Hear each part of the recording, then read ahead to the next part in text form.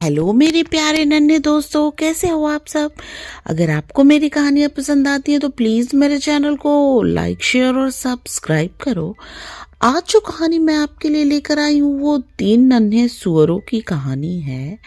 एक जंगल में 3 नन्हे सुअर अपनी माँ के साथ रहते थे। कुछ समय बाद जब वो बड़े हुए तो उनकी माँ ने उन्हें बुलाया और कहा, मेरे प्यारे बेटो, तुम तीनों अब खुद की देखभाल कर सकते हो और खुद के दम पर अपना जीवन भी जी सकते हो। इसलिए अब मेरी ख्वाहिश है कि तुम तीनों इस जंगल के बाहर जाओ, दुनिया घूमो और अपनी मर्जी से जिंदगी को जियो। अपनी माँ की बात सुनकर तीनों सुअर अपने घर से निकले और शहर की तरफ जाने लगे। कुछ दूर चलने के बाद वो एक दूसरे जंगल में जा पहुंचे। तीनों सुअर काफी थके हुए थे। उन्होंने सोचा कि क्यों ना इसी जंगल में एक पेड़ के नीचे बैठकर आराम कर लिया जाए। फिर तीनों वहीं आराम करने लगे। थोड़ी देर आराम करने के बाद तीनों भाई एक दूसरे से अपने आगे की जीवन की योजना बनाने लगे। पहले सुअर ने सलाह देते हुए कहा, मुझे लगता है कि अब हम तीनों को अपने अपने रास्ते जाते हुए अपनी किस्मत को आजमाना चाहिए।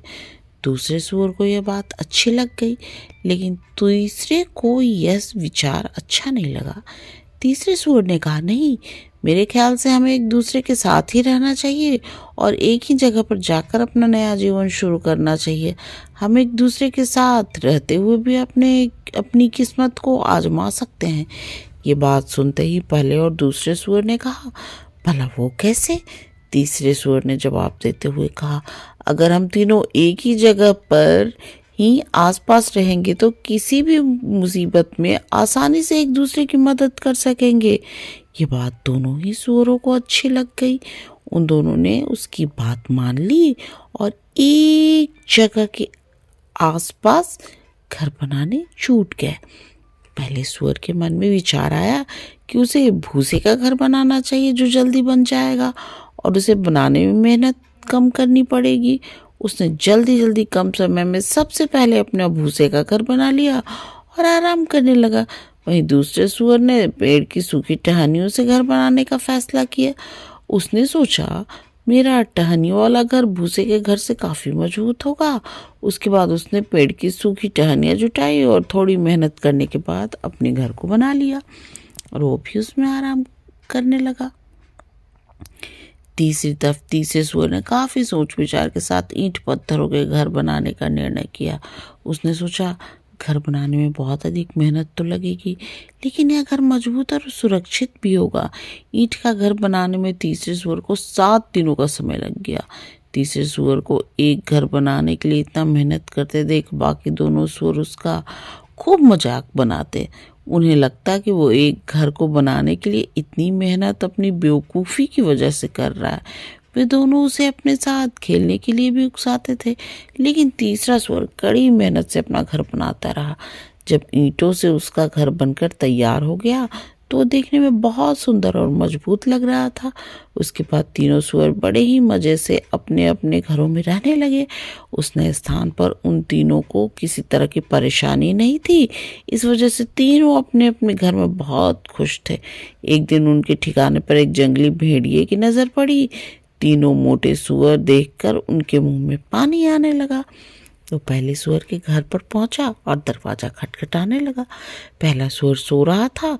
दरवाजे की खटखट सुनकर वह उठ खड़ा हुआ। उसने अंदर से ही पूछा, कौन है दरवाजे पर? भेड़िया बोला, मैं हूँ, दरवाज़ा खोलो और मुझे अंदर आने दो। भेड़ियों की कड़ी आवाज़ सुनकर सुअर समझ गया कि दरवाजे के बाहर कोई जंगली जानवर खड़ा है। वो डर गया और दरवाज़ा खोलने से मना कर दिया। इसके बाद भेड़ियों को गुस्सा आ गया। उसने गुस्से में कहा, नन्हे सुअर, एक फूंक मारकर तेरे भूसे का घर उड़ा दूंगा और तुझे खा जाऊंगा। उसने एक जोरदार फूंक मारी और भूसे का घर उड़ गया। बेचारा पहला सुअर वहां से किसी तरह से अपनी जान बचाकर भागा और दूसरे सुअर के घर पहुंचा। जैसे ही दूसरे सुअर ने दरवाज़ा खोला, वो जल्दी से अंदर घुस गया और दरवाज़ा बंद कर लिया। पहले सुअर को इतना डरा हुआ देखकर दूसरा सुअर हैरान हो गया। इतने में भेड़िया उसके घर पर भी पहुंच गया और दरवाज़ा खटखटाने लगा। भेड़िया फिर से बोला, दरवाज़ा खोलो, मुझे अंदर आने दो।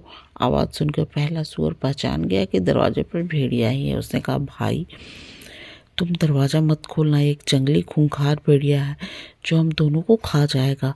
जब दूसरे सूअर ने दरवाज़ा नहीं खोला तो भेड़िया फिर से गुस्से से लाल हो गया। वो चिल्लाया, नन्हे सूअर हो, तुम्हें क्या लगता है अगर तुम दरवाज़ा नहीं खोलोगे तो क्या तुम दोनों जिंदा मच जाओगे? इन टहनियों से बने घर को मैं एक झटके में ही तोड़ सकता हूँ। इतना कहते ही भेड़िए ने एक ही झटके में टहनियों से बना दूसरे सूअर का घर तोड़ दिया। अब दोनों सूअर वहां से तेजी से भागे और तीसरे सूअर के घर पहुंचकर उनको सारी बात बता दी। ये सब सुनकर तीसरे सूअर ने कहा, तुम दोनों डरो मत, मेरा घर बहुत मजबूत है, वो जंगली भेड़िया इसे नहीं तोड़ सकता है। लेकिन वो दोनों सूअर भेड़िए से काफ़ी डरे हुए थे, इसलिए घर के एक कोने में जाकर छिप गए। इतने में वहाँ पर भेड़िया आ गया और तीसरे सूअर के घर के दरवाजे खटखटाने लगा। उसने कहा, दरवाज़ा खोलो जल्दी से और मुझे घर के अंदर आने दो। तब भी तीसरे सूअर ने बिना डरे हुए कहा, नहीं, हम दरवाज़ा नहीं खोलेंगे। ये सुनकर भेड़िया चिल्लाया, मैं फिर से तुम तीनों को मार कर खा जाऊंगा, मैं इस घर को भी तोड़ सकता हूँ। भेड़िए ने तीसरे सूअर के ईंट से बने घर को तोड़ने की कोशिश करने लगा। सबसे पहले उसने फूंक मारी, लेकिन वो ईंट का बना घर नहीं उड़ा। उसके बाद उसने अपने पंजे से घर को तोड़ने का प्रयास किया, लेकिन इसमें भी वो असफल रहा। उस जंगली भेड़िए के बहुत प्रयास करने के बाद भी तीसरे सूअर का ईंट से बना घर नहीं टूटा, लेकिन फिर भी भेड़िए ने हार नहीं मानी। उसने तय किया कि वह घर के बाहर चिमनी के रास्ते से घुसेगा। पहले वह घर की छत पर चढ़ा, फिर चिमनी के रास्ते घर के अंदर घुसने लगा। चिमनी के अंदर से आ रही आवाज़ों से सुनकर पहला और दूसरा सूअर और ज़्यादा डर गए और रोने लगे। तभी तीसरे सूअर को एक तरकीब सोची। उसने चिमनी के नीचे आग जलाई और एक बर्तन में पानी भरकर वहां पर उबलने के लिए रख दिया। भेड़िए ने जैसे ही चिमनी के अंदर से नीचे की तरफ छलांग लगाई, सीधे उस उबलते पानी में गिरा और उसकी मौत हो गई। इस तरह तीसरे सूअर की बुद्धिमानी और निडरता से तीनों सूअरों की जान बच गई।